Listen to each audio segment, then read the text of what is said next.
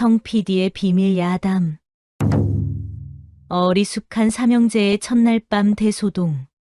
옛날 천안에 3대 독자 부자 양반이 있었습니다. 부자는 자식을 많이 낳고 싶어서 아이를 잘 낳는 부인을 구했습니다. 그래서 그는 세 아들을 두었습니다. 그런데 어린 아들 삼형제를 두고서 부인이 그만 저 세상으로 갔습니다. 그러자 부자 양반은 아이들을 위해서라고 처녀장가를 들었습니다. 어린아이들을 키우려면 늙은 부인보다는 젊은 부인이 더 나을 거라고 하면서 말이지요. 부자는 새 부인을 끔찍이도 이뻐했습니다. 새 부인은 가난한 집 처자였는데 키는 작았지만 얼굴이 동글동글하였습니다. 부자는 밤이면 부인의 쪽진 머리를 풀러 따주는 것을 좋아했습니다. 옥비녀를 꽂은 모습보다 길게 따서는 빨간 댕기를 한 모습이 더 이쁘다고 하면서 말이지요. 부자는 저녁마다 아들들의 공부 봐주던 일도 나 몰라라 하고는 새 부인에게 빠졌습니다. 삼형제는 그런 아버지가 조금도 서운하지 않았습니다. 아버지는 돌아가신 어머니의 병간호를 지극정성으로 오래 한 사람이었거든요. 그래서 아버지의 껄껄 웃음소리가 안방에서 나오면 좋아라 했습니다. 겉으로는 말이지요. 마음속으로는 어머니를 금방 잊고 새 장가를 든 아버지가 못내 아쉽고 섭섭했습니다. 그러나 아버지를 이해하자고 삼형제는 서로에게 말했지요. 아버지를 웃게 만드는 새어머니이니 새어머니에게도 효도를 하자 했지요. 삼형제는 아버지의 애정이 자신들에게서 새어머니에게로 옮겨가자 서로가 서로를 의지하며 자랐습니다. 새엄마는 아이를 낳지 않았습니다. 자기가 아이를 낳으면 삼형제 보기를 남 보듯 하며 자기가 낳은 아이만 이뻐할지도 모른다고 하면서 말이지요. 부자는 그런 부인이 더욱 이뻐서 하루 종일 부인 곁을 떠날 줄을 몰랐습니다. 부자는 죽은 부인이 쓰던 옥비녀, 은비녀, 금비녀며 은가락지, 금가락지 등 폐물을 새 부인에게 전해주었습니다. 그러나 새 부인은 폐물 등을 전혀 하지 않았습니다. 자신은 가난한 집에서 자라서 장식이 어색하다고 하면서 말이지요. 특히 새 부인은 부자의 새끼니 때마다 음식을 종들에게 시키지 않고 부엌에 직접 들어가서 장만했습니다. 그런데 새 부인을 얻고서 얼마 안 돼서 부자 양반은 시름시름 앓기 시작하더니 어느 날 갑자기 세상을 떠났습니다. 멀쩡하던 부자가 갑자기 세상을 떠나자 마을에서는 흉흉한 소문이 돌았습니다. 멀쩡하던 부자 양반이 갑자기 죽은 것은 새 부인에게 독살을 당한 것이라는 등 시체에 독살의 흔적이 나타났다는 등의 소문에다가 또 젊은 처자와 결혼해서 생긴 복상사라는 말도 떠돌았지요. 독이 든 음식을 매일 조금씩 몰래 먹였을 것이라는 소문은 사그러들지 않고 점점 커졌습니다. 처음부터 작정하고 아들 셋 있는 부자한테 처녀가 시집을 온 거라고 하면서 그러니 많은 노비들을 부리지 않고 직접 음식을 한 것이 아니겠냐고 하면서 말이지요. 삼형제도 이 소문을 들었습니다. 마을 사람들은 삼형제에게 새어머니를 조심하라는 조언을 아끼지 않았지요. 그래서 삼형제는 새엄마가 해주는 음식을 먹는 체하며 몰래 뱉어내었습니다. 게다가 새 부인에게는 젊은 정부가 있다는 소문도 돌았습니다. 그래서 부자를 독살하고 재산을 빼돌려서 젊은 정부랑 도망갈 것이라고 했지요. 그러나 새엄마는 그런저런 소문에 크게 신경 쓰지 않았습니다. 이사도 가지 않았습니다. 젊은 과부가 되어서는 오로지 아들 삼형제를 키웠습니다. 그러나 아버지가 없는 집안은 가세가 금방 기울어지기 시작했습니다. 부자로 살던 새어머니는 그동안의 체면 때문에 남의 집 일을 갈 수도 없고 그렇다고 장사를 할 수도 없었습니다. 집에 있는 폐물 등을 몰래 팔며 그날 버티고 있었습니다. 그러다가는 논이고 밭이고 산 등도 하나하나 팔아먹기 시작했습니다. 결국에는 으리으리한 기와집 한 채만 남아있게 되었습니다. 어느 날 누가 와서 그 집을 팔라고 왔습니다. 젊은 과수떼기 읊는 처지에 이렇게 으리으리한 기와집만 끼고 있으면 뭐하겠소? 이 집 나한테 파쇼. 내 값은 후하게 쳐드리리다.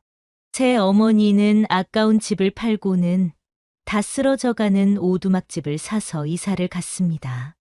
삼형제를 하나씩 양자로 달라고 친척들이 찾아왔지만 어머니는 거절했습니다. 부자가 돌아가시기 전 유언이라고 하면서 아이들을 뿔뿔이 헤어지게 하고 싶지 않다는 이유였습니다.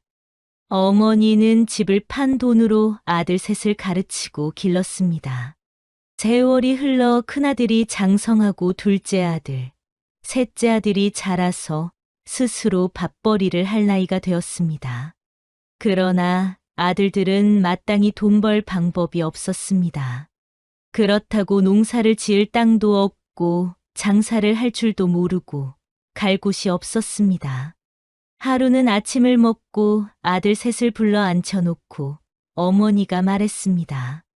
첫째야, 둘째야, 셋째야, 내가 진작에 계모 노릇을 했음은 너희들이 벌써 독립혀서 자수성가를 했을 텐디.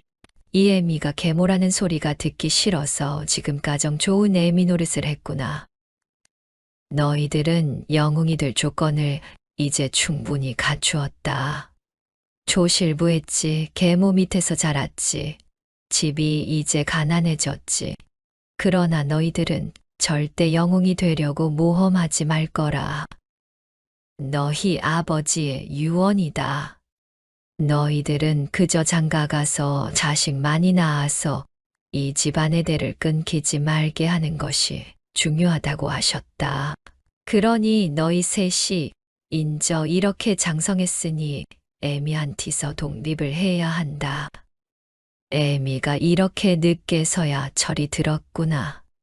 이제 너희들은 어디 가서 무슨 일이라도 해서 먹고 살아야 하지 않겠냐. 언제까정 젊은 게 모든 꼴 빼먹으려고 하는 것이냐. 내가 너희들만 없었으면 어디 개가라도 하는 것인디 너희들을 어찌됐든 키워야 해서 그리 못했다. 이제는 더 이상 너희들 뒷바라지를 못하겠구나. 이제는 어디라도 가서 뭐라도 하거라. 그래야 착한 색시를 얻어서 장가도 들 수 있지 않겠냐? 여기서 이 애미랑 같이 살다가는 항상 배고플 테고 장가도 못 들고 평생 호래비로 살아야 할 것 같다. 그러니 어디 가서 무슨 일이든 해서 돈도 벌고 장가도 들고 살아가거라. 이 애미 걱정은 하덜 말고 어찌하든지 장가를 들도록 하거라. 그러자 큰 자식이 눈물을 철철 흘리며 말했습니다. 엄니, 지송하구먼유. 지가 생각이 없었구먼유. 그러나 계모니 뭐니 그런 말씀은 하덜 마세유. 누가 뭐라 해도 엄니는 우더를 키워주신 엄니구먼유. 걱정 마세유. 내일 우리 삼형제가 나갈게유. 엄니는 우리가 올 때까지 집이서 어떻게 하든지 살으세요. 그럴 테냐? 그람은 얼마를 작정하고 나갔다 올 테냐? 한 3년쯤 날을 정하고 나갔다 올게요. 그동안 엄니는 돌아가시지 마시고 우리 오기를 지달리세요. 그래 좋다. 3년 후 오늘 저녁에 한 명이라도 안 오면 이 애미는 이 자리에서 죽을 것이라. 그러니 명심하고 꼭 살아서 다시 만나자. 이튿날 삼형제는 개나리 부찜을 하나씩 짊어지고는 집을 떠났습니다. 셋은 천안 삼거리에서 약조를 했습니다. 3년 후 오늘 이 자리에서 만나자 하고는 큰아들은 한양으로 가는 큰 길로 가고 둘째는 경상도로 가는 가운데 길로 가고 막내는 전라도로 가는 길을 택했습니다. 어느덧 3년의 세월이 흐르고 삼형제가 약속한 날짜가 다가왔습니다. 첫째는 먼저 와서 천안 삼거리 다리 밑에서 동생들을 기다리고 있었습니다. 한참을 기다리니까 허우대가 멀쩡한 둘째가 오는 것이었습니다. 둘은 붙들고 한참을 울었습니다. 둘이 한참을 기다려도 막내가 오지 않았습니다. 둘이 집 쪽을 바라보니 저녁 연기가 피어오르고 있었습니다. 그래서 둘은 부둥켜 안고 울었습니다. 분명 우리 엄니가 돌아가시지 않고 살아 계시는구나. 한참을 기다리니 어둠 속에서 막내가 나타났습니다. 삼형제는 얼싸안고 엉엉 감격의 눈물을 흘렸습니다. 한편 어머니는 오늘 새 아들이 돌아오면 같이 먹으려고 죽을 쑤어놓고는 아들들을 기다리고 있었습니다. 아들들이 안 돌아오면 죽을 작정이었는데 아무리 기다려도 삼형제가 보이지 않자 진짜로 죽을 수도 없고 안절부절했습니다. 그래서 저녁상을 봐 놓고서는 마당에서 서성이는데 아들 셋이 들어오는 것이 아니겠어요? 아이고 엄니, 아이고 아들아. 넷은 마당에서 서로 부둥켜 안고 얼씨구 절씨구 좋아라 하며 울었습니다. 어여 방으로 들어가자꾸나. 어머니는 아들들의 손을 잡고 방으로 들어갔습니다. 아들들이 어머니를 호롱불빛에 보니 어머니는 얼마나 고생을 하였던지 3년 동안의 호호 할머니가 되어 있었습니다. 어머니가 아들들을 보니 아들들은 어느덧 훌쩍 자라서 어엿한 청년이 되어 있었습니다. 넷은 죽을 맛있게 먹었습니다. 저녁을 먹자 어머니는 큰아들의 손을 잡더니 말했습니다. 그래 얼마나 고생들 하였느냐? 이 애미는 하루라도 마음 편히 잠을 못 잤구나. 그래 첫째부터 어떻게 지냈는지 무용담을 말해보거라. 네 엄니. 알았구먼유. 지는 말이지유. 한양으로 길을 떠났는디유. 한참을 걷다 보니 날이 저물어서 어디서 잠을 자려고 찾아보니 멀리서 반짝이는 불빛이 보이더라구유. 거기를 찾아가니까 대문이 열려져 있는 거예요. 그래서 안으로 들어갔더니 어떤 낭자가 목을 움켜잡고 나오는 뒤 입 주변에 붉은 피가 묻어 있는 거예요. 그 낭자는 지 앞으로 오더니만 픽 하고 쓰러지는 거예요. 그래서 지가 그 낭자 입을 벌리고 보니께 목구멍에 뭐가 동그란 것이 걸려 있는 거예요. 그려서 예전에 왜 엄니가 지한테 해주던 거 있잖아요. 지가 사탕이 목구멍에 걸렸을 적에 엄니가 지를 뒤에서 꼭 안고 토하게 했던 방법이 생각나는 거예요. 그려서 지가 그 낭자 허리를 꽉 잡고는 토하게 했구문요. 그러니께 목구멍에서 커다란 붉은 자두 조각이 나오더라고요. 그려서 지가 낭자를 안고는 방에 들어가 눕혔구먼요. 큰애야 잘했구나. 내가 사람을 살렸구나. 그려서 어찌 되었느냐? 엄니? 처음 보는 낭자의 허리를 잡고 그런 것이 선비된 도리는 아닌 것 같아서 망설였는디유. 그려도 목숨이 우선인지라 신뢰를 했구먼유. 그럼 물론이다. 나중에 도둑놈 소리를 들을지언정 우선은 목숨부터 살리는 것이 맞는 것 같구나. 그려서 어찌 되었느냐고 묻지 않느냐? 시장에서 듣던 전기수의 임경업 장군 이야기보다도 더 흥미있구나. 이 애미 숨 넘어가는 꼴 보고 싶은 것이냐? 어서 말해보거라. 알았구먼유. 그려서 지가 낭자를 아랫목에 눕히고 물을 떠다 먹이고 하니께 낭자가 깨어나더라구유. 근디 낭자가 벌떡 일어나더니만 나를 문 밖으로 떠미는 거예요. 얼마나 힘이 세던지 지가 떠밀렸다니께요. 그건 또 무슨 자다가 봉창 뜯는 소린 것이냐? 자기를 살려준 은인을 왜 쫓아낸단 말이냐? 그 집에는 그 낭자 말고는 아무도 없더냐? 예, 엄니. 집안은 조용하더라구유. 그려서 지가 왜 그러냐고 물었지유. 그랬더니 그 낭자가 급하게 말하더라구유. 선비님, 지를 살려준 거는 고마운데요. 그러나 여기서 못 주무시는구먼요. 그러니 어서 돌아가세요. 하는 거예요. 그래서 지는 빈집에서 낯선 남자랑 지낼 수 없어서 그러는 줄 알고 점잔을 떨었지요. 낭자, 날이 어두워서 그러니 하룻밤만 재워주시오.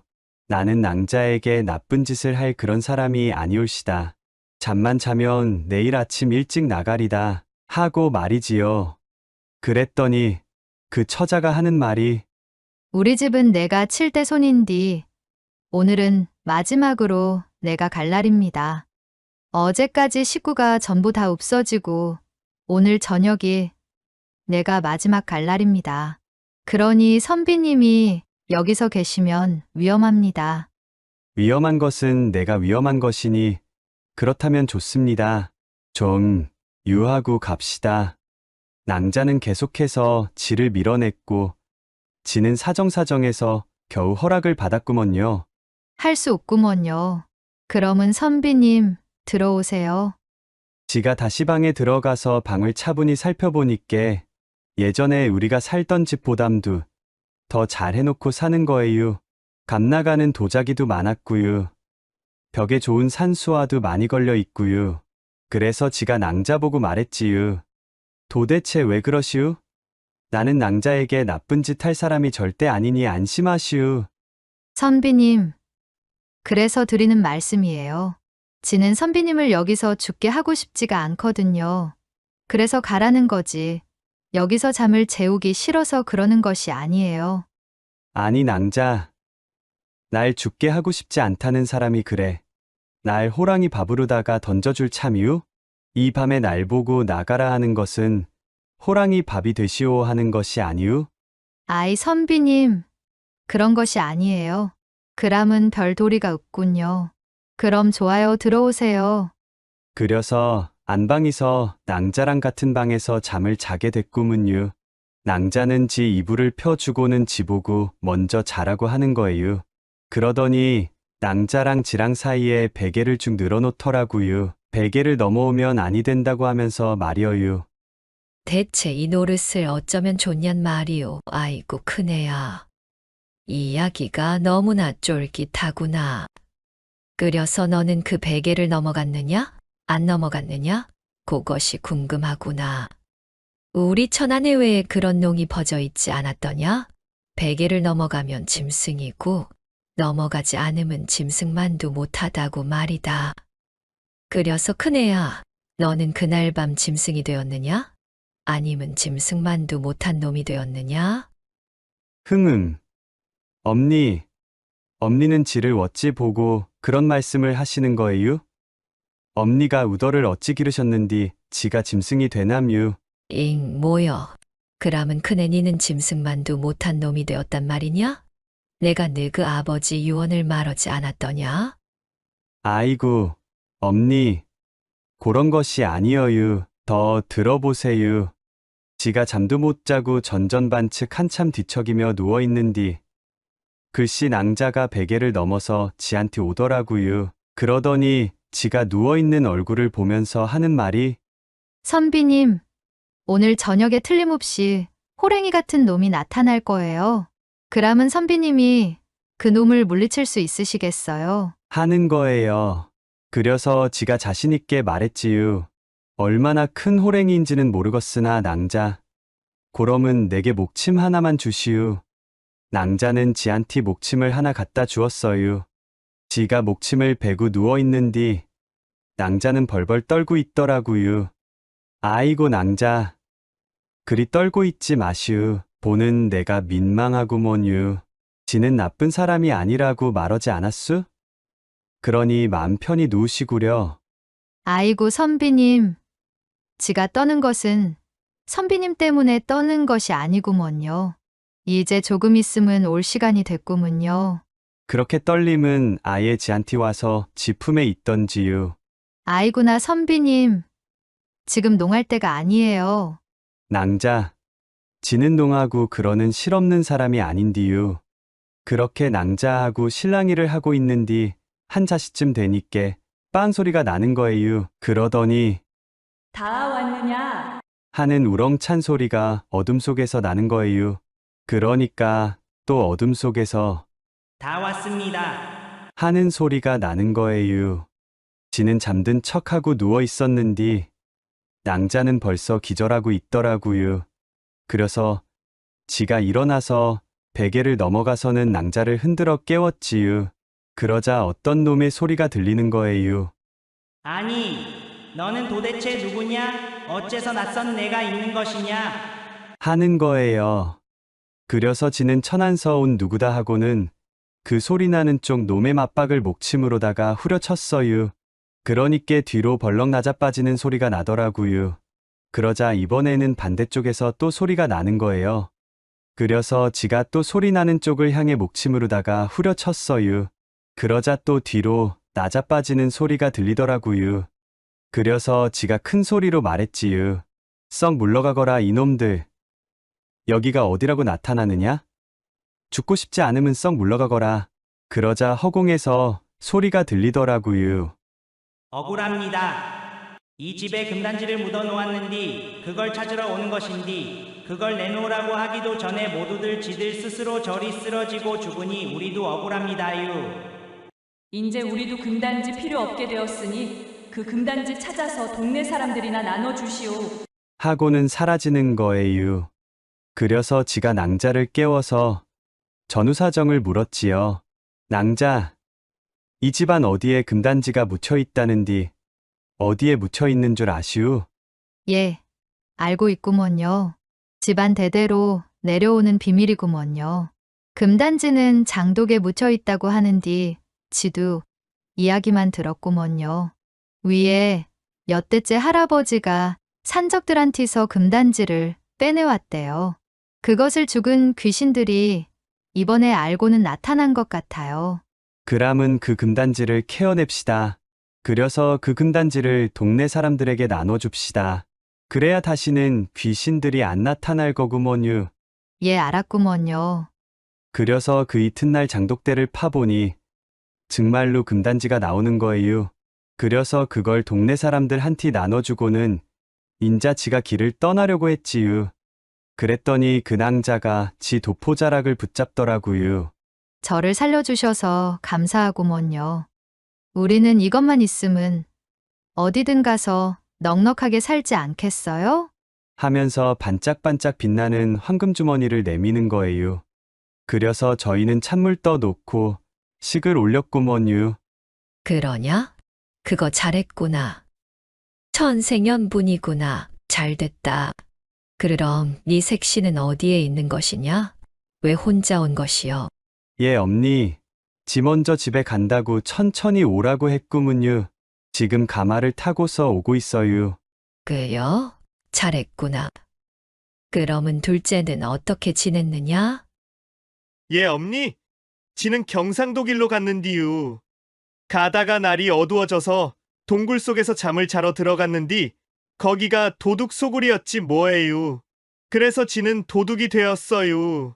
그런디 그 동굴에 있는 돌에 부처님이 있는디 거기에 마을에 사는 아주머니가 매일같이 와서 기도를 하는 거예요. 그 아주머니에게는 18살 난 난이냐 옥이냐 키우는 귀한 딸이 하나 있는디 마을에서도 이쁘기로 소문난 딸이래요. 그 딸을 착한 신랑감한테 시집가게 해달라고 매일같이 동굴에 와서는 부처님께 기도를 하는 거예요. 그런디 도둑놈 대장이 이 아주머니 딸에게 눈독을 들이고 있었어요. 그래서 어느 칠석인가 돼서 아주머니가 또 와서 기도를 드리고 엎드렸는디 도둑놈이 부처 뒤에서 부처님 흉내를 내면서 말했어요. 네 딸일랑은 이 동굴에 있는 도둑놈에게 줘라. 그게 네 딸 연분이다. 만약에 도둑이라고 딸을 안 줄 것 같으면 큰 벌을 내릴 테니까 그런 줄 알아라. 그러자 아주머니는 얼마나 기가 막힌지 아무 말도 못하고 내려갔어요. 그리고는 머리를 싸고 들어 누워서 울고 그러는디 도둑이 그 집에를 찾아갔어요. 가서는 아주머니께 말하기를 저기 부처님이 저번에 불공 들이실 때 말씀하시기를 이대그 따님을 나를 주라고 하셨다지요. 지가 아무리 도둑 노릇을 할 망정 따님을 지한테 주신다면 지가 맘 달리 먹고 도둑질을 안 하고서 살아야 될 거 아니유. 이게 다 부처님 뜻인 것 같소이다. 그러니 딸을 내게 주시오. 만약에 내게 딸을 안 주면 딸 목숨이 위험하지 않소? 그래서 아주머니는 그 귀여운 딸이 벌을 받아 죽으면 큰일이니께 하는 수 없이 눈물을 흘리면서 귀한 딸을 도둑 손에 쥐어줬구문요. 도둑은 딸을 그냥 데리고 가면 도둑질해서 가는 줄 알 테니께 두지 속에다가 넣어서 지고 갔어요. 동굴로 돌아가면서 도둑은 얼마나 좋던지 콧노래를 부르며 갔어요. 얼씨구나 절씨구 얼씨구. 지화자 좋구나. 나 도둑놈이 두지 지고 간다지. 두지 속에는 이쁜 색시가 있다지. 작시 지고 간다지. 두지 지고 간다징. 얼씨구나 절씨구 좋구나.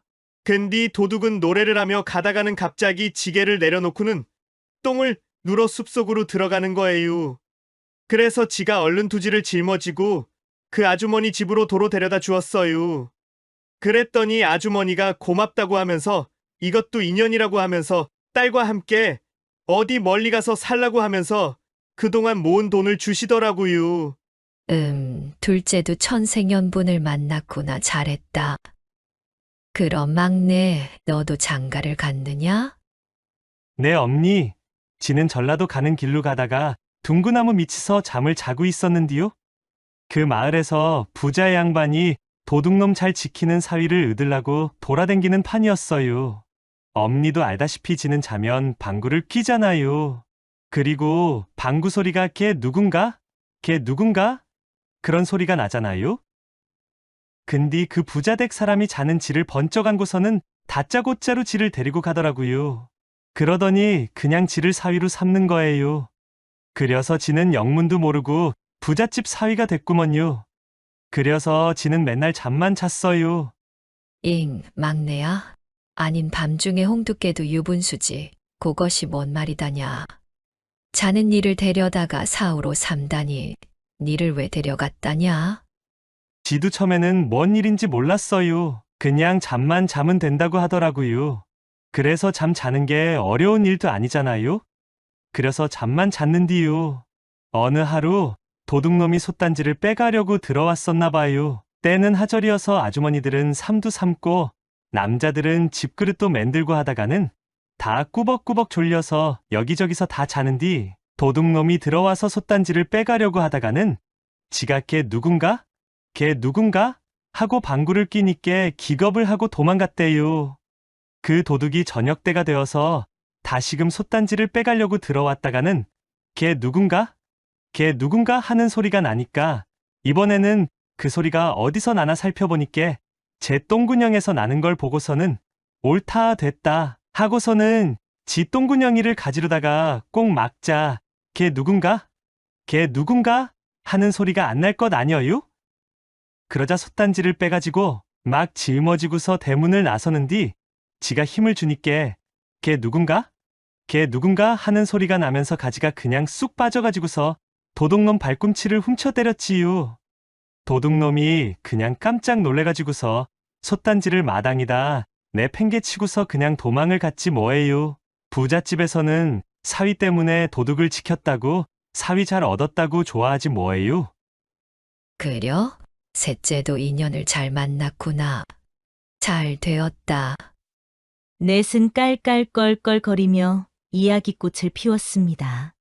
첫째가 아우들을 향해 말했습니다. 동상들아, 우리가 가진 돈을 전부 이리 다 내보아라. 아버지 생전 가지고 있던 재산을 다 찾아보자꾸나. 그리고 엄니도 예전 살던 기와집에서 살게 하자꾸나. 우리가 보통 형제들이냐? 우리는 우애 좋은 형제들이니까 다들 모여서 행복하게 살자꾸나. 그리고 오늘을 기념하여 우리 삼형제 천안삼거리에 능수버들을 심자. 네, 성님, 좋아요. 이리에서 큰아들은 한양 가는 길목에다, 둘째는 경상도 길목에다, 셋째는 전라도 가는 길목에 능수버들을 심었습니다. 이렇게 해서 천안에 능수버들이 많게 되었지요. 삼형제는 그 능수버들 삼거리에 정자를 지어서 마을 사람들 휴식처를 만들어 놓았습니다. 이렇게 삼형제가 참 우애 있게 살았는데 그들은 모이기만 하면 늘 떠들었지요. 아우들아, 세상에서 우리 형제같이 우애 좋은 형제는 아마 없을 거다. 그러니 우리 앞으로도 이렇게 우애 좋게 살자꾸나. 마을 사람들도 삼형제의 우애 좋음에 대해서 칭송이 대단했습니다.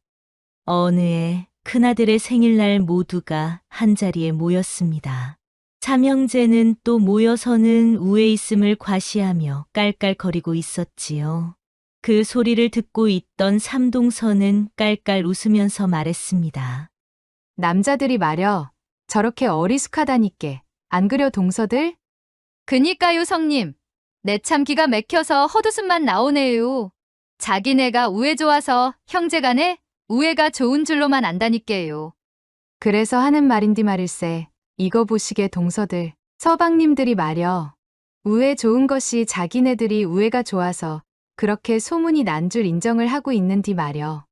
사실 따지고 보면 우덜 동서끼리 우애가 좋아서 자기네들 우애가 좋은 것인디. 그걸 모른다니께. 안 그려 동서들? 우리가 한번 시험을 해보면 어떨까? 우리 여자들 우애 없이도 형제들 우애가 정말로 좋은지 안 좋은지 말이여. 그람은 성님, 어떻게 시험을 해보나요? 내일은 맞이인 내가 떡을 해가지고서 애덜한티만 들려서 보내고 둘째네, 막내네는 떡을 한 쪼가리도 보내지 않을 것이여. 애덜한티만 줘서는 떡을 했다는 표시만 할 것이여. 그 다음은 가운데 동서가 그렇게 하고 그 다음에는 막내 동서가 그렇게 한번 해보자고. 한번 해보면 금방 결과가 나타날 것이니께 한번 구경이나 해봄세. 호호, 알았구먼요 성님. 이렇게 세동서는 자기 신랑들 우애를 시험해 보기로 서로 비밀리에 짜고는 실행에 옮겼습니다. 며칠 후에 첫째네 아이들과 셋째네 아이들이 둘째네 집에 놀러 갔습니다. 아이들 손에는 뜨끈뜨끈한 호박설기가 들려 있었습니다. 둘째 아들은 아이들에게 물었지요. 조카들 왔는감? 근디 누구네 집에서 떡했냐? 내 삼촌, 오늘 큰 아버지 집에서 떡 많이 했어요. 아이들은 이번에는 막내네 집으로 놀러 갔습니다. 그러자 막내 아들이 아이들에게 물었습니다. 조카들 왔구나. 근디야, 누구 집이 떡했냐? 내 삼촌, 큰 아버지 집에서 떡 많이 했어요. 둘째와 셋째 아들은 고개를 갸웃거렸습니다. 전에는 떡을 했으면 한쪽 아니면 반쪽이라도 꼭 나누어 먹었는데 더군다나 큰 형님이 떡을 많이 하고서도 한쪽도 보내지 않으니 이상할 따름이었습니다. 그리고는 아이들만 주니 더더욱 이해가 가지 않았습니다. 이렇게 하루는 큰 집에서 떡을 하고 둘째와 셋째네를 안 주고 하루는 둘째네가 떡을 하고 첫째와 막내네를 안 주고 하루는 셋째네가 떡을 하고 첫째와 둘째네를 안 주고 하는 일이 계속 일어나자 형제들은 서로 의심이 들기 시작했습니다. 의심은 의심을 낳고 불신은 불신을 낳아서 나중에는 서로 괘씸하게 생각을 해서는 일부러 떡을 해서 서로가 서로에게 안 주는 지경까지 이르렀습니다. 그러자 우애가 슬금슬금 금이 가기 시작했습니다. 그러더니 급기야 삼형제는 서로의 집에 발길을 뚝 끊었습니다. 그렇게 수개월을 지냈지요. 세 동서는 먼저 첫째 집에 가서는 이렇게 발길을 뚝 끊으면 서로가 우애 좋다는 말이 어떻게 나오겠냐며 예전처럼 우애 있게 지내기를 바란다고 하자 첫째는 아무 말도 하지 못했습니다. 세 동서는 둘째네로 가서 똑같이 말했지요. 둘째도 아무 말도 못했습니다. 셋째네로 가서 똑같이 말했지만 셋째도 아무 말 하지 못했습니다. 아니 서로가 우애 좋다고 자랑하고 마을 사람들도 칭찬하던 우애가 왜 몇 달 동안 서로 발걸음도 안 하고 냉랭하냐고 이걸 어찌 우애 좋다고 할 수 있겠냐고 말했지만 막내 아들은 아무 말 하지 못했습니다. 세 동서는 세 아들들을 한자리에 모이게 하고는 말했습니다. 여보슈, 당신 네덜 형제간에 그렇게 우애가 좋다는 양반들이 어째 그 떡 한번 해먹고 떡 조가리 하나 땜이 그렇게도 온유월이 찹쌀 감주 변하듯이 변할 수가 있단 말이오? 이러고서야 어디 가서 형제가 우애 좋다고 얘기하겠나요?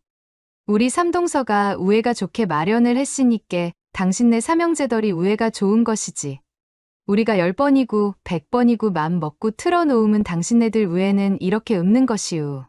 불과 떡 한 번 한 것 가지고서도 이렇게 틀어졌는디 그보덤 더한 일 있으면 어떻게 되겠소 말여. 당신네덜이 하도 우애가 좋다고 자랑을 해서 우리 삼동서끼리 실험을 한번 해본 것이오. 그제서야 삼형제는 자기들 우애가 좋은 것이 안에서 우애가 좋아서 좋은 것이라는 것을 알았습니다. 그래서 남자들은 여자하기 나름이라고 하나 봅니다.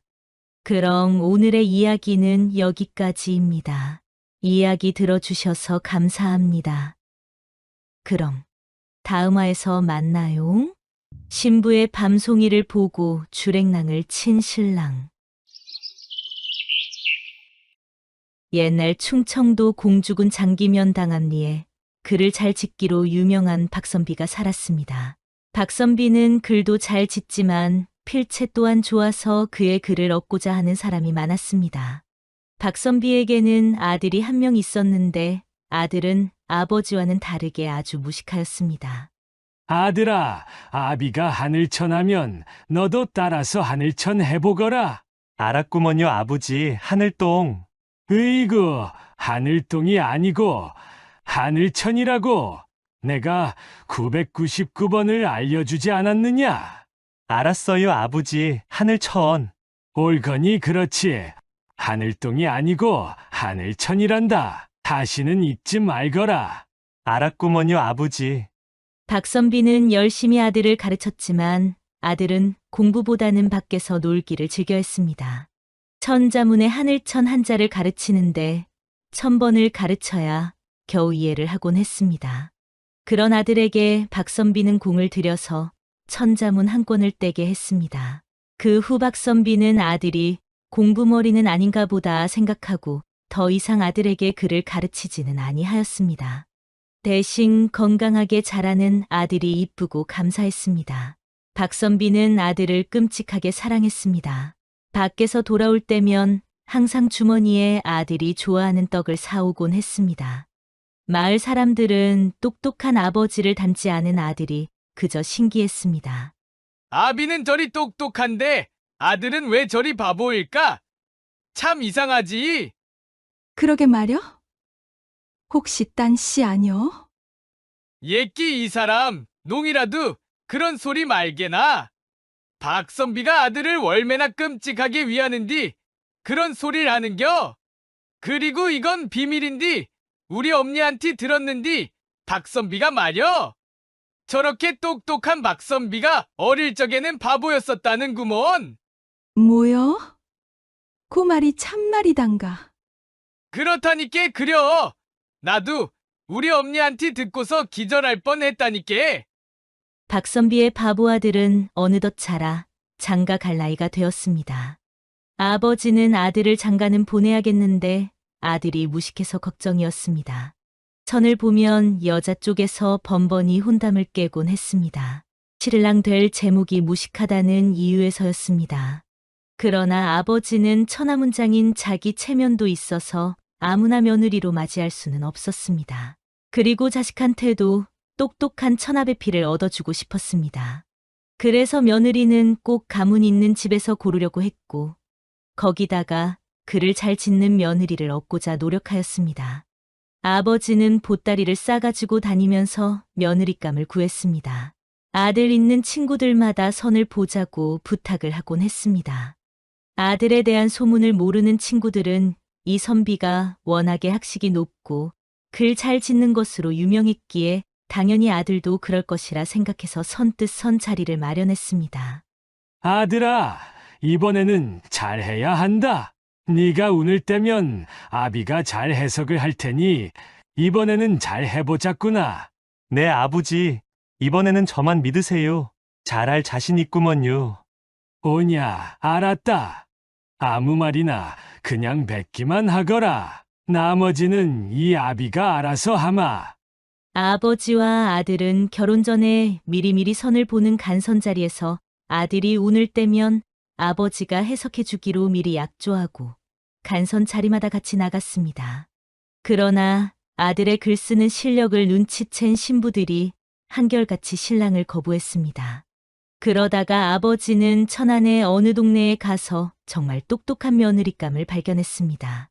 천하문장이라고 소문이 자자한 교수였지요. 게다가 이 교수는 얼굴도 이쁘기로 소문이 나서 며느리 감으로 이 집 저 집에서 탐을 내고 있던 교수였습니다. 그래서 박선비는 용기를 내서 신부 집에 찾아가서 간선을 보았습니다.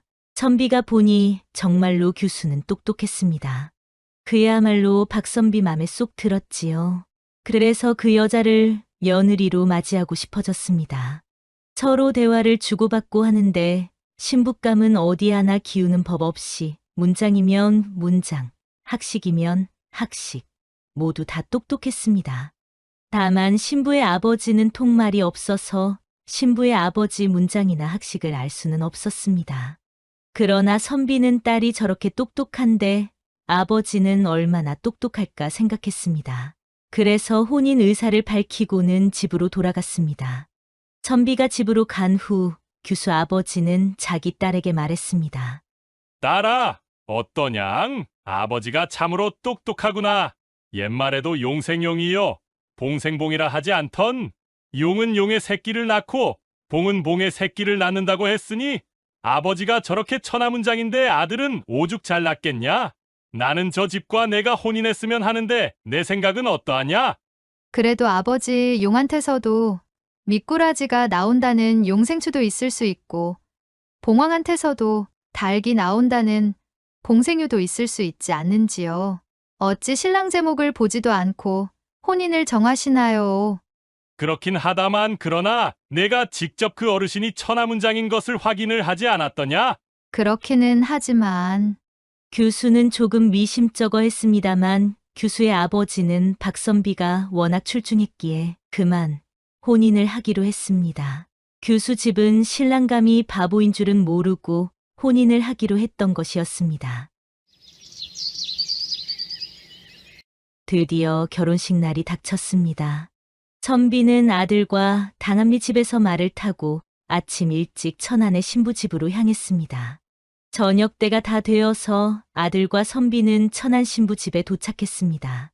신부 집에 도착한 신랑은 집에서 수없이 많이 연습한 대로 나무 기러기를 신부 측에 건네주었습니다. 이제 본격적으로 혼인이 시작되는 것이었지요.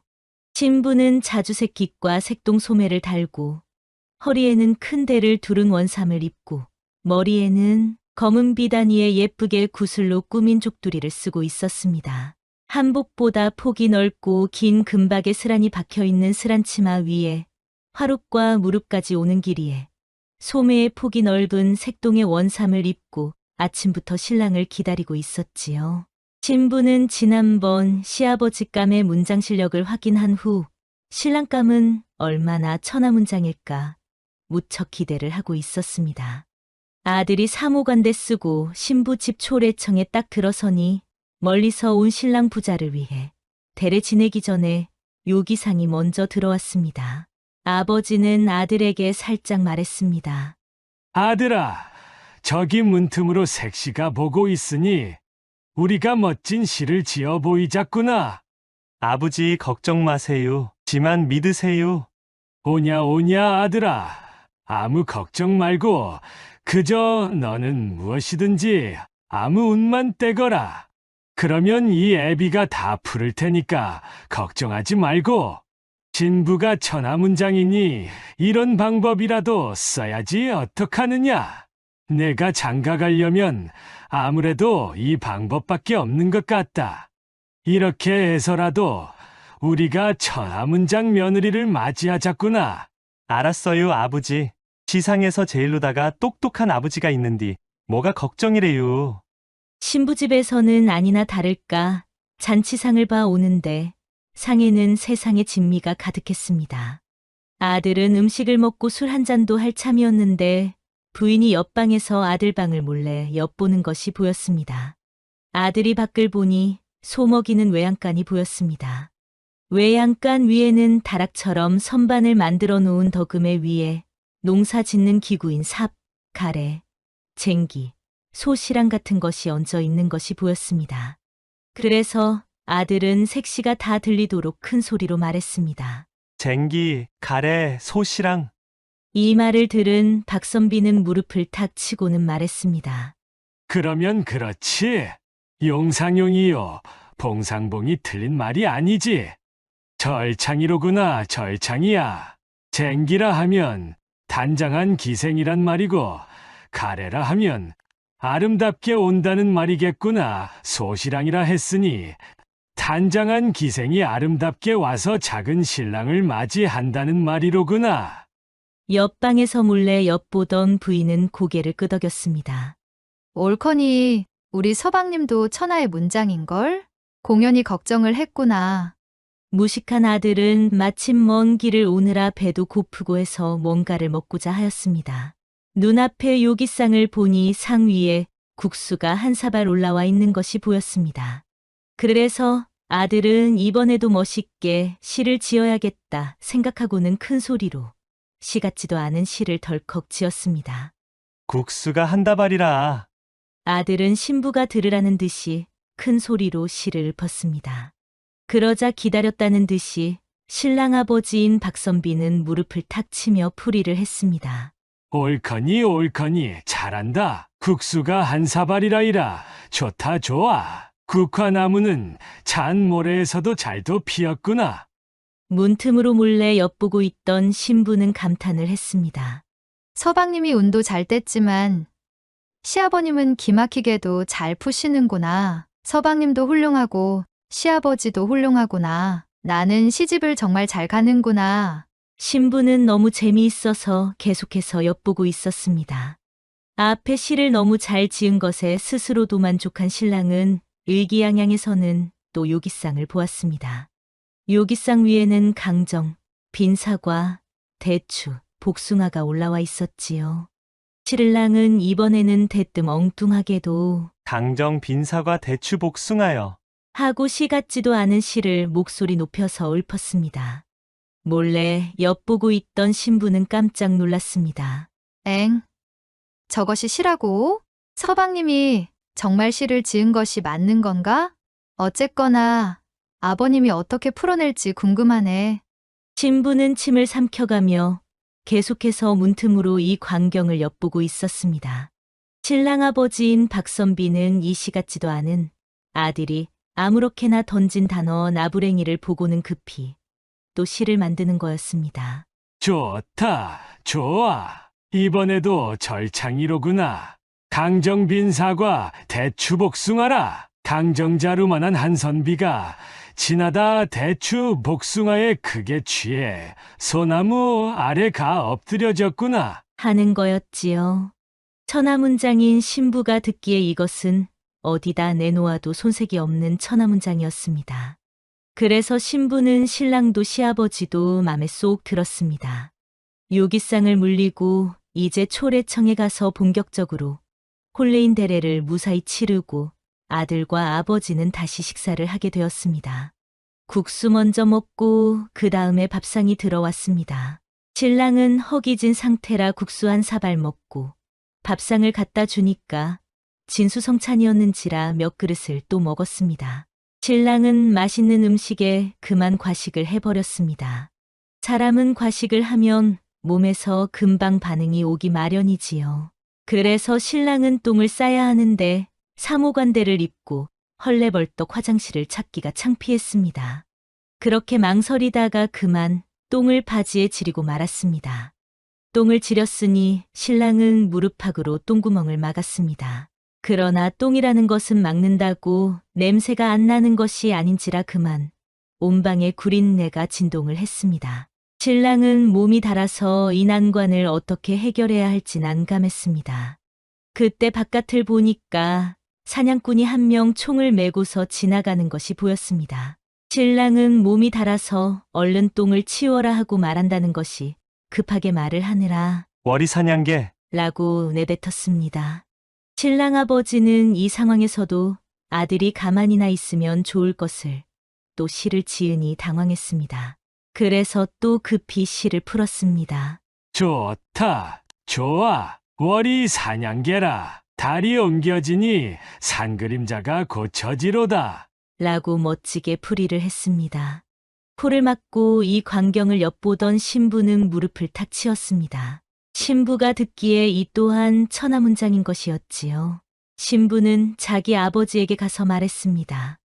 아버지, 신랑보다 신랑 아버지가 글을 더 잘 지으니 이것이 어떻게 된 일이래요? 저는 신랑보다 시아버지가 더 마음에 들어요. 그렇더냐? 그런데 그것이 뭐가 이상하느냐?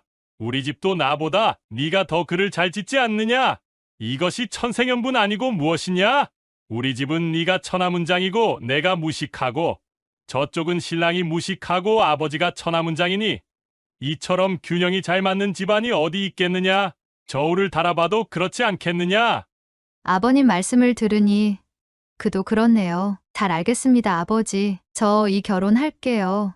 그래서 바보 아들은 무사히 혼례를 치르고 신부 집에서 첫날 밤을 보내게 되었습니다. 아들은 첫날 저녁이 되어서 아버지한테 교육받은 교섭을 하려고 신부 족두리를 벗기고 그 다음 혼례옷을 벗겼습니다. 그리고 속고쟁이까지 벗기고는 이불 위에 눕혔습니다. 그런데 아들은 깜짝 놀랐습니다.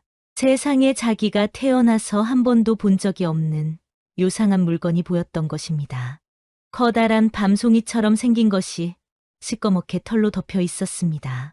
신랑은 기겁을 하고는 그것을 도로 이불로 덮었습니다. 그리고는 그냥 신부 옆에서 오돌오돌 떨면서 잠을 잤습니다. 그리고는 이튿날 밥 먹고는 다짜고짜로 아버지인 박선비 손을 잡고는 주랭랑을 쳤습니다. 아이고, 숨찬다. 아들아, 대체 무슨 일이냐? 첫날 밤을 지내고서는 이렇게 주랭랑을 치다니 무슨 일이 있던 거냐? 어젯밤에 무슨 일이 있었는지 이 애비한테 자세히 말해보거라. 아이고, 아버지 말도 마세요.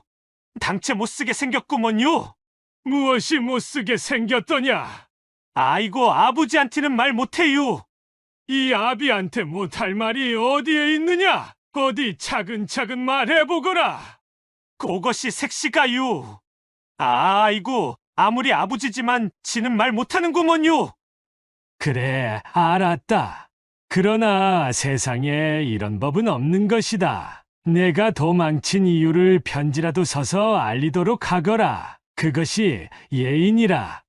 알았어요. 아버지 그럴게요. 그래서 아들은 신부 집에 편지를 써서 보내려고 했지만 어떻게 써야 할지 막막했습니다. 그래서 아버지에게 공부를 함께 배운 동네에 있는 친구 삼식이한테 부탁을 했습니다. 삼시가 부탁이 있는디 들어줘야 하겠구먼. 잉, 그려? 근데 장가 간다고 천안색 시집에씩 올리러 가더니 왜 벌써 온겨? 그게 말여, 네가 지난번에 알려주기를 첫날 밤에 색시의 그것을 확인해야 한다고 하지 않았냐? 그랬지. 그것은 한일자로 입을 꽉 다물고 있어야 한다고 했었지. 근디 색시의 그것은 말여, 한일자가 아니고 요상하게 생겼더라니께. 그것이 뭔 말이여? 그것이 커다란 밤송이처럼 털로 덮여 있더라고. 그래서 어찌했는디? 삼식이는 귀를 바짝 당기고 물었습니다.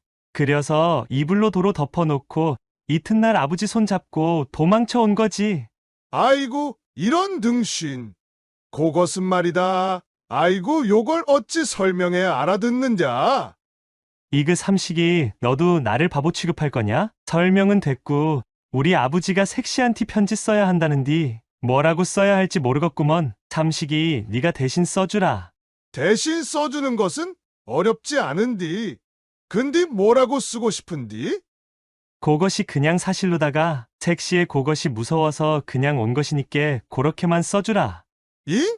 그려, 그럼. 색시가 무서워서 도망 왔다. 요렇게 써달라는 거지? 그래 주면 고맙겠구먼. 그래서 아들은 친구 삼식이가 써준 편지를 인편에 보냈습니다. 신부는 편지를 뜯어보고는 기가 막혔습니다. 편지에는 다른 말은 아무 말도 쓰여 있지도 않고 안부말도 쓰지 않고 아무 말도 없었습니다. 다만 모다광활하니 필유가 인지은적이라는 글자만 써 있었습니다. 아이고 답답해라. 털이 많고 넓으니 반드시 사람 지나간 흔적이 있다고. 아니 뭐 이런 바보 등신 칠푼이가 있다.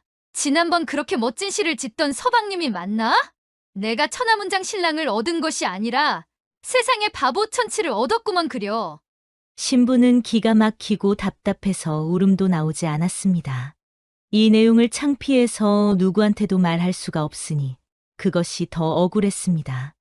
세상에나 그런 것이 궁금하면 자담을 하면 될 것을 그래서 도로 이불로 덮어놓고 잤구먼. 참 어이가 없네.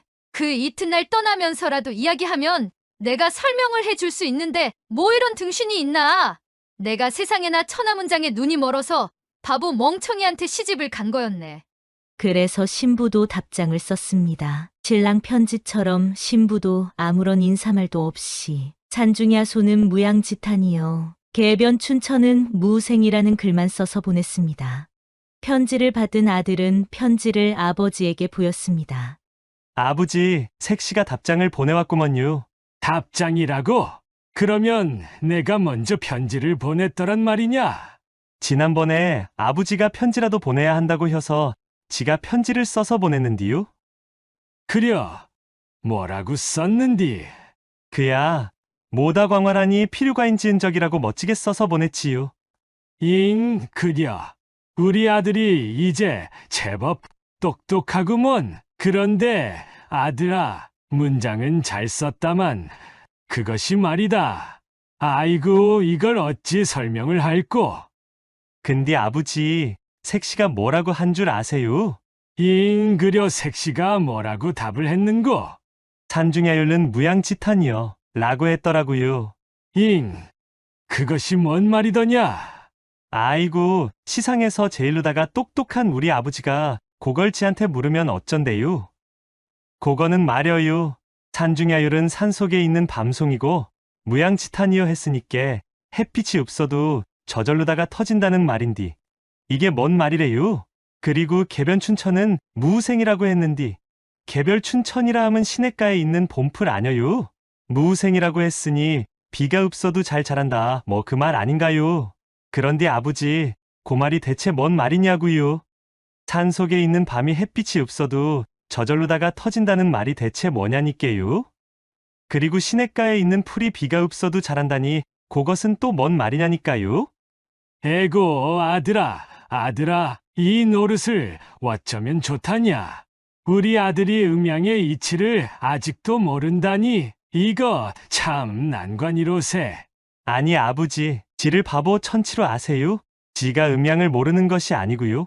지도 알 건 다 아는구먼요. 색시 답이 시냇가에 있는 봄풀이 비가 없어도 잘 자란다고 했는디 그 말이 무슨 뜻이냐고요? 그 말이 혹시 자기는 산에 없어도 혼자서 잘 살 수 있다 뭐 그런 말 아니냐고요. 산 속에 있는 밤이 햇빛이 없어도 저절로다가 터진다는 말도 자기는 남자가 없어도 혼자서 잘 먹고 잘 살 수 있다 뭐 그 말 아니냐고요. 어때요? 지혜석이 맞는 거 아녀요? 아하, 네 말을 들어보니 그런 뜻도 있겠구나. 아니, 우리 아들이 바보인 줄 알았더니 오늘 보니 천재로구나. 천재여. 이거 안 되겠다. 당장 색시집에 가자꾸나. 가서 무조건 사과하고 잘못을 빌자. 그리고 색시를 데려오자꾸나. 알았어요, 아버지. 박선비는 이튿날 가마를 대령하고 아들과 함께 신부집인 천안으로 갔습니다. 신부집에서는 물론 대환영을 했지요. 신랑이 첫날 밤을 보내고 이튿날 새벽에 주랭랑을 치자 동네에서는 이상한 소문이 돌았거든요. 색시가 이상해서 그렇다는 등 처녀가 아니어서 그렇다는 등 별별 해괴망측한 소문 때문에 난감했었는데 신랑 집에서 가마를 대령하고 와주니 오히려 감사했지요. 신부도 동네에서 첫날 밤에 소박 맞았다는 소리를 듣고 사는 것보다는 신랑 집에 가는 것이 좋겠다는 생각이 들었습니다. 무엇보다도 신랑 집에는 천하문장인 시아버지가 있으니 언제든지 문장을 겨뤄볼 수가 있겠다 생각을 하니 기뻤습니다. 아들은 그 후 물리를 깨우치고 자연스럽게 음양의 이치를 깨닫게 되어서 색시랑 다남다복하게 잘 살았다고 합니다. 이야기 들어주셔서 감사합니다. 그럼 다음 화에서 만나요. 내 알을 낳아도 세종시와 촌리 성진사 이야기. 옛날 옛적 지금의 세종시 연서면 봉암에서 와촌 가는 길 오거리에는 조선시대부터 주막이 하나 있었습니다. 오거리의 한 길은 가마골로 이어져 있고 한 길은 오룡리로, 다른 한 길은 버남터로, 다른 한 길은 차말로, 또 다른 한 길은 밤나무골로 이어져 있었습니다. 그래서 조치원장이나 대평리장 또는 부강장을 갔다 오는 사람들은 집으로 돌아가기 전 오거리 주막에 들러서 목을 축였습니다. 주모, 오늘 밤 나랑 뜨거운 밤을 보낼겨? 내 주머니에 염소 판돈이 잔뜩 있는디 말여이? 쉿! 영식이 아버지 조용히 해유. 그러다가 도둑이라도 맞으면 어쩌려고 그려유. 아무리 술에 취했어도 그렇지. 그런 말을 내뱉으면 어쩐대유. 주모가 나를 얼마나 거들떠도 안 보면 내가 이러겠는가. 그리고 여기는 우리 동네인디 도둑이 어딨다고 그려? 그러고 보면 영식 아버지도 참 순진해 유잉? 아무리 동네여도 조심하는 게 좋아요. 지난 장날에 돌쇠가 노루 한 마리 판 돈을 털렸다고 하잖아요. 돌쇠같이 건장한 사내도 털리는디 영식이 아버지같이 후 불면 날아갈 양반이야 오죽 털기 좋겠슈. 그리고 도둑은 아는 사람이 한다잖아요. 술은 이제 그만 자시고 어여 집으로 돌아가요. 영식 어머니랑 영식이가 집에서 얼마나 지다리겄슈. 그리고 참 영식이 줄 엿은 사왔지요. 잉? 아이고 어쩐다. 내가 그걸 깜빡했네 그려. 우리 영식이 나를 눈 빠지게 지달릴 텐디. 내가 아니고 엿을 지다리겄지만. 네 그럴 줄 알았구먼유. 지달려봐요. 나한테 엿이 남았는가 모르겠네. 남았으면 엿째가 싸줄 테니께 다음에 꼭 갚아야 하는구먼요. 알았네 알았어. 주모 고맙구먼. 이려서 내가 주모를 좋아한다니께. 엿 여기 있으니 어여 집으로 가요. 저기 진사어른 오시는구먼유. 칫. 주모는 맨날 진사어른만 반기는 거지. 그런 쓸데없는 소리 짓거리지 말고 어여 가요. 다음 장에 내가 전구지 무침개 꼬웅으로 하나 줄 테니께 오늘은 어여 가요잉. 허허 이거 참. 동네 사람들 주모가 나를 쫓아내요. 영식 아버지가 휘청거리며 나가자 주모는 부엌에서 나왔습니다. 진사님 어서 오세요. 오늘은 많이 늦으셨네요. 윗뜸 참 아래 사는 성진사를 반갑게 맞이하는 이는 이 주막의 주모입니다. 주모는 혼자서 주막을 운영하면서 늙은 시어머니를 모시고 살았습니다. 주모의 얼굴은 그리 이쁘지는 않았으나 둥글둥글하니 인상이 좋았습니다. 그래서 그런지는 몰라도 주막에는 손님들로 항상 만원이었습니다. 주모는 마음씨가 착해서 늦은 밤에는 돈이 없는 거지들에게 그날 팔고 남은 국밥을 공짜로 나눠주곤 했습니다. 그래서 늦은 저녁 주막에는 또 각설이들로 붐볐습니다. 성진사는 각설이 아이들에게 국밥을 챙겨주는 주모를 따뜻하게 바라보았습니다. 진사어른, 오늘은 안색이 안 좋아 보이는디 어디가 안 좋으세요?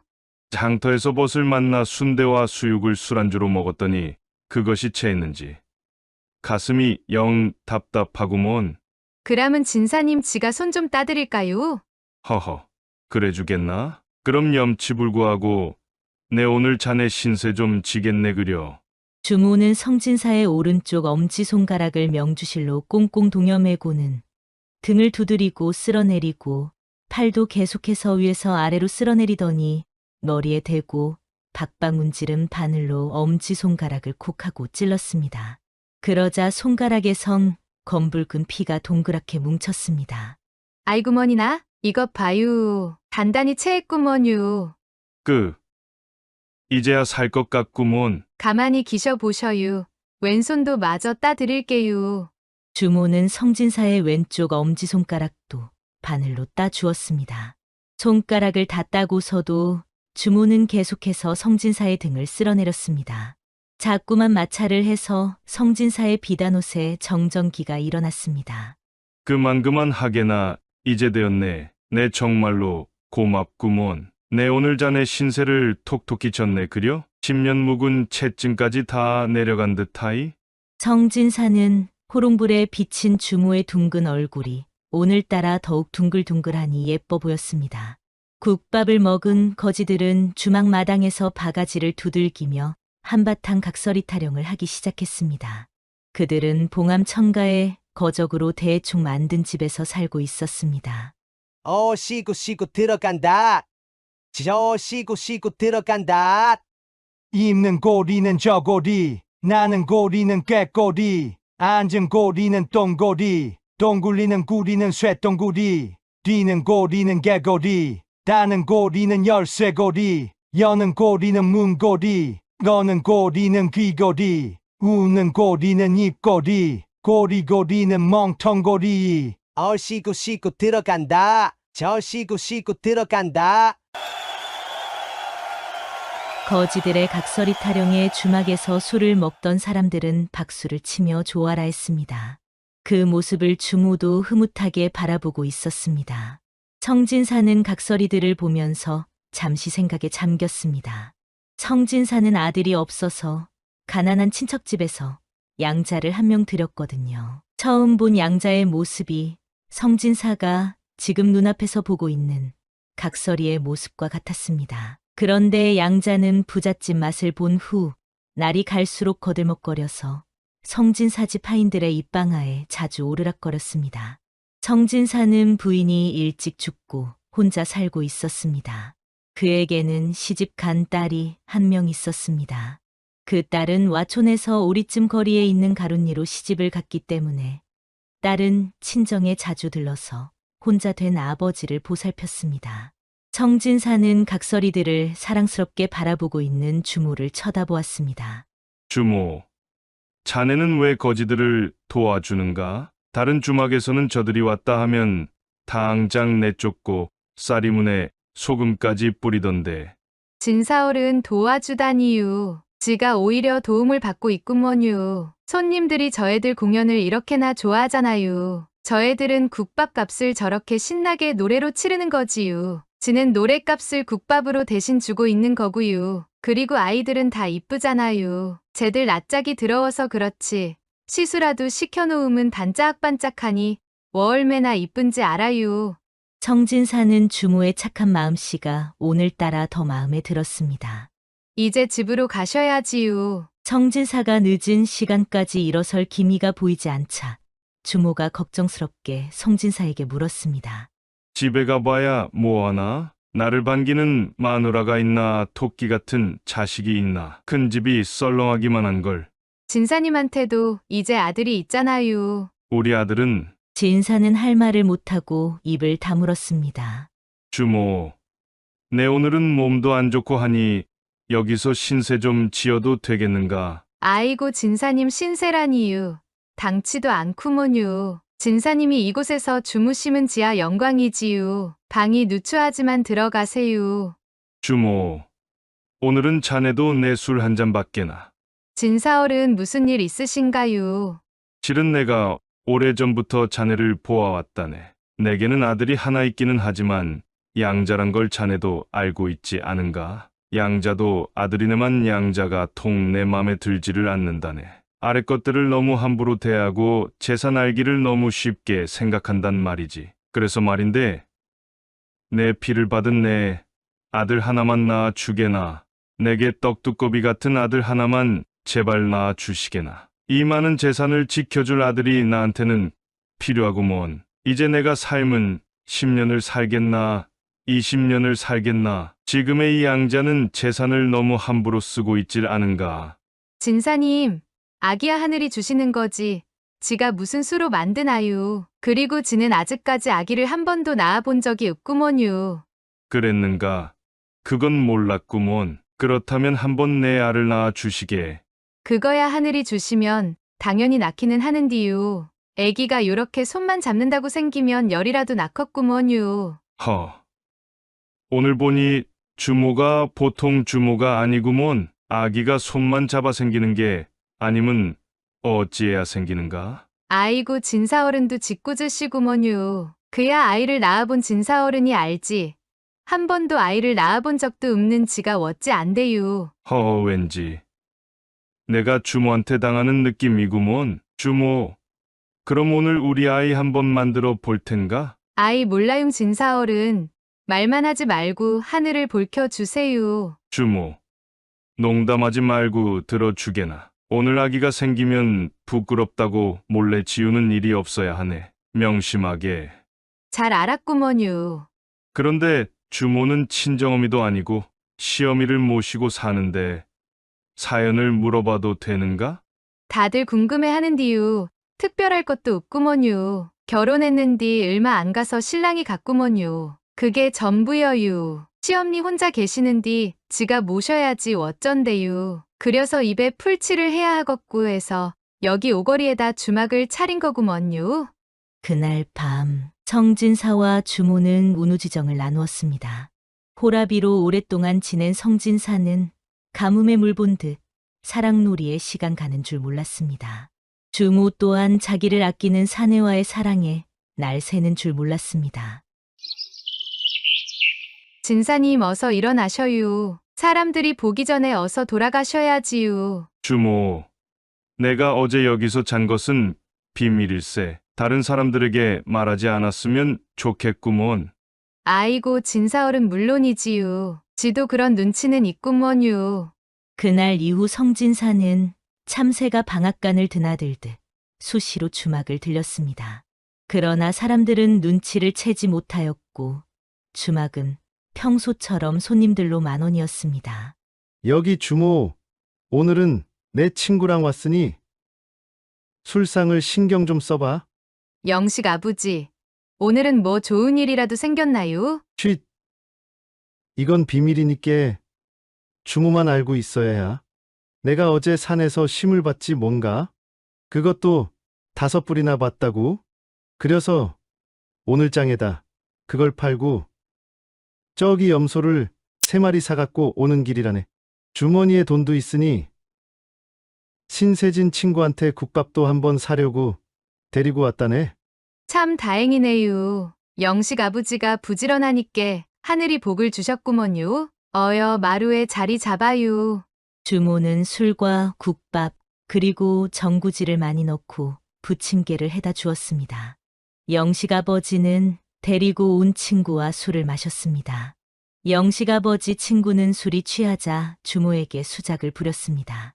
자기는 혼자 살고 있으니 언제든 자기 집으로 오라고 하면서 주모의 손을 만지작거렸습니다. 주모는 싫지 않은 듯 가만히 손을 맡기고 웃고 있었지요. 성진사는 방에서 이 모든 광경을 보고 있었습니다. 그날 밤 성진사는 주모에게 화를 냈습니다.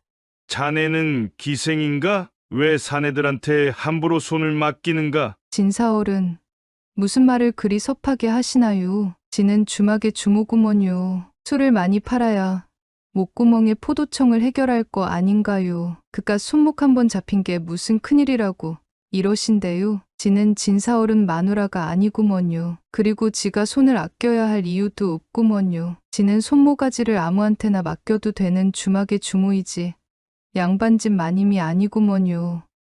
그야 내가 모르는 바 아니네만. 그래도 자네가 다른 사내들 앞에서 웃고 손목을 잡히는 것이 나는 싫으이. 주모, 이참에 내 소실로 앉으면 안 되겠는가? 아이고, 진사어른은 그 말을 이제야 하는구먼요. 지가 그 말을 월매나 지달렸는 줄 아세요? 그동안 참으로 야속한 분이라고 생각했구먼요. 지야 오늘 당장이라도 여기 문 닫고 윗뜸 자말로 올라갈 수 있구먼요. 어쩔까요? 지금 당장 짐 쌀까요? 옛기 이 사람 번갯불에 콩 구워 먹겠구먼. 그게 그리 간단한 문제가 아닐세. 절차란 게 있는 법일세. 올라가서 내 준비하는 대로 기별함세. 그때까지 딴 마음 먹지 말고 기다려주게나. 그렇게 약조한 성진사의 입에서는 그 말이 다시는 나오지 않았습니다. 주모가 닥달을 해도 차일피일 핑계를 대면서 미루고 있었습니다.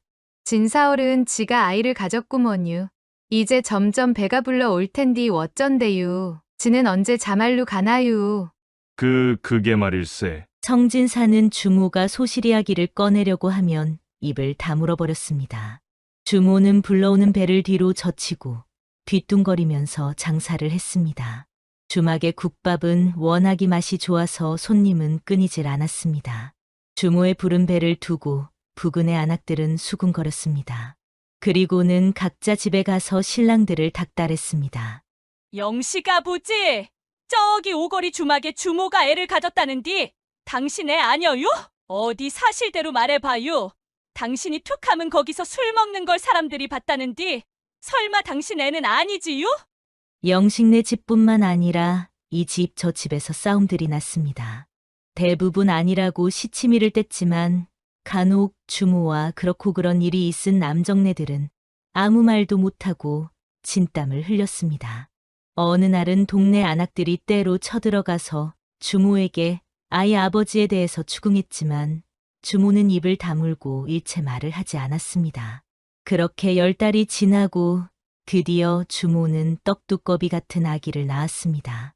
사람들은 이번에도 다짜고짜로 아기 아비에 대해서 수군거리고 누구냐고 물었지만 주모는 아무 말도 하지 않았습니다. 주모는 성진사에 대해서 아쉬웠지만 크게 불만하지 않았습니다. 왜냐하면 성진사는 주막의 쌀이며 장작이며 떨어지지 않게 해주었고 돈도 수시로 주모에게 쥐어주었으니까요. 아기는 무럭무럭 자랐지요. 아기는 걸음마를 하면서부터는 거지들과 어울리며 밥동량을 다녔고 바가지를 두들기며 각설이 타령을 불렀습니다. 시구시구 들어간다. 시구시구 들어간다. 작년에 왔던 각설이 죽지도 않고 또 왔네. 입는 고리는 저고리, 나는 고리는 꾀꼬리, 앉은 고리는 똥고리, 똥 굴리는 구리는 쇠똥구리, 뛰는 고리는 개고리, 여는 고리는 문고리, 거는 고리는 귀고리, 고리고리는 멍텅고리. 시구시구 들어간다. 시구시구 들어간다. 아기는 걸음마 때부터 불렀던 각설이 타령을 아버지인 성진사 앞에서 잘도 불렀습니다. 진사님, 우리 아기 좀 봐요. 각설이 타령을 잘도 하지요. 그렇구먼. 신라의 원효대사가 퍼뜨린 저 노래를 뜻도 모르는 우리 아기가 잘도 하는구먼. 진사어른, 지를 소실로 안 친다는 약조는 이제 바라지도 않구먼요. 대신 우리 아기가 저리 컸으니 이제 서당에 보내면 안 될까요? 미안하구먼. 내 사정이 있으니 잠시만 기다려 주게나. 자네를 소실로 안 친다는 약조는 이제 더 이상하지는 않겠네.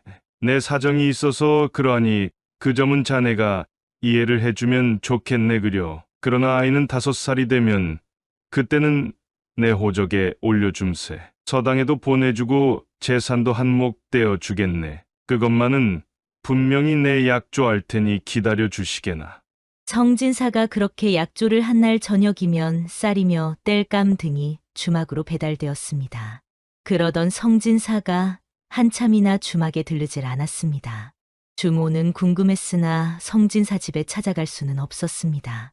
그러나 궁금증은 꼬리에 꼬리를 물어 엉뚱한 상상까지 하게 되었습니다. 주모는 성진사가 자기도 모르게 새로 장가를 들지는 않았는지 아니면 아파서 누워있는지 도무지 궁금해서 견딜 수가 없었습니다. 그래서 하루는 아이를 앞장 세워서 성진사가 있는 자말로 가보았습니다. 그래서 성진사 집 대문을 서성거렸습니다. 각설이면 저리 썩 꺼지게나. 지금 진사어른이 아파서 각설이에게 상 차려줄 여유가 없으니까. 뭐라고요? 내가 어디를 봐서 각설이 같은가요? 그리고 나 몰라요? 저 오거리 주막의 주모구먼요. 나한테 쌀이며 장작 등을 갖다 준 이가 날 모르는 채 하면 어쩐대요? 그나저나 진사어른이 통 안 보여서 걱정돼서 왔구먼요. 진사어른이 아프시다고요? 어디 가요? 왜요? 참 별꼴을 다 보겠네. 우리 어르신이 마음씨가 좋아서 어려운 이웃 여기저기 쌀이며 장작 등을 보내주라 해서 내가 배달을 다니고 있소마는 그걸 받았다고 이리 찾아오는 이는 처음이구먼. 주모가 우리 진사어른이 어디가 아프다고 하면 고쳐줄 수 있는가? 용하다는 의원들이 다 다녀갔는데도 저리 못 일어나시는데 어디가 얼만큼 아프신데요. 지가 한번 보면 안 되나요? 참 말귀를 못 알아듣는구먼. 저리 가래도 참 귀찮게 하네. 지금 이 집 분위기가 여유가 없다 하지 않았나? 청지기는 주모를 매정하게 쫓아냈습니다. 주모가 아기랑 함께 쫓겨나고 얼마 안 있어서 성진사는 세상을 뜨고 말았습니다. 아기가 4살 되는 해였습니다. 주모는 성진사 집에 조문을 갈 수도 없었습니다. 아이를 데리고 갈 수는 더더욱 없었지요. 아이가 성진사의 아들이라고 밝혀봐야 누가 믿어주겠나요? 재산을 노리고 사기를 친다고 쫓겨날 것이 뻔했습니다. 시간은 흘러 성진사의 제삿날이 되었습니다. 시집간 딸도 아버지의 제사를 지내러 왔습니다. 양아들은 홍동백서 조유리 씨 남보란 듯이 상다리가 부러질 정도로 재물을 한껏 차렸습니다. 그리고는 유세차를 목청껏 외쳤습니다. 그런데 딸이 가만 보니까 돌아가신 아버지가 방 안으로 들어와서는 제사상을 휙 둘러보더니 제사밥은 하나도 안 건드리고 그냥 문을 열고 나가는 것이 보였습니다. 이상하네? 왜 아버님이 이렇게 잘 차린 제사밥을 안 드시고 그냥 가시지? 딸은 이상한 생각이 들어서 아버지의 뒤를 따라가 보았지요. 그랬더니 아버지는 대시를 지나 오거리에 있는 주막집으로 들어가는 것이 아니겠어요. 여기는 주막인데 아버님이 왜 이 집으로 들어가시지? 딸도 아버지의 뒤를 따라 주막으로 가보았습니다. 주막의 부엌에는 조왕신을 모시는 선반이 하나 있었는데 주모가 그 선반에다가 죽을 한 그릇 떠 올려놓는 것이었습니다.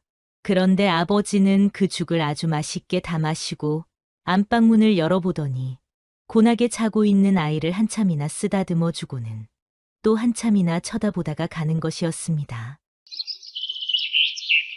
날이 새기가 무섭게 이튿날 딸은 주막집으로 찾아갔습니다. 아주머니, 어제 저녁 뭐 해 먹었어요? 아니 누구신디 새벽부터 와서는 다짜고짜 그걸 묻는 거예요? 남이사 무얼 해 먹었건 뭐가 궁금하대요? 내가 뭘 알아보려고 그러니 답해보세요. 아 글쎄 왜 묻냐고요? 내가 물을 만하니까 물어보는 겁니다. 죽 써먹었는디요? 죽 써먹고 안동네 진사어르신 제사여서 죽을 한 그릇 떠서 봉당에 올려놨지요. 저 아기는 아주머니 아들인가요? 아니 그런데 아기가 왜 아픈가요? 우리 아기가 갑자기 어젯밤부터 열이 나고 그러네요. 그나저나 왜 자꾸 물어본대요? 실은 저는 위뜸 자말 성진사의 딸입니다. 어제 아버지가 이 집에서 죽을 드시고 저 아이를 한참이나 쓰다듬어주고 한참이나 쳐다보다 간 것이 맘에 걸려서요. 뭐라고요? 그게 사실인가요? 진사어르신이 제 죽을 드셨다고요? 아, 다행이네요. 지는 진사어르신이 평소 속이 안 좋으셔서 죽을 즐겨 드셨길래 죽을 쏘어 올린 건데 그걸 드시고 가셨다니 기쁘구먼요. 그리고 우리 아이를 쓰다듬어 주었다고요. 그래서 우리 아이가 열이 나고 그랬구먼요. 저 아이는 이제 5살인데 실은 진사어르신의 친자식이구먼요. 이야기해야 아무도 안 믿어줄 것 같아서 지금까지 이야기하지 않았고요. 그렇지만 진사어르신이 생전에 저 아이가 5살 되면 재산을 나눠준다고 분명 약조하셨는디. 주모의 이야기를 들은 딸은 아버지가 생전에 자신한테 한 말이 생각났습니다. 자기가 소시를 드려야겠다고 한 말이었지요.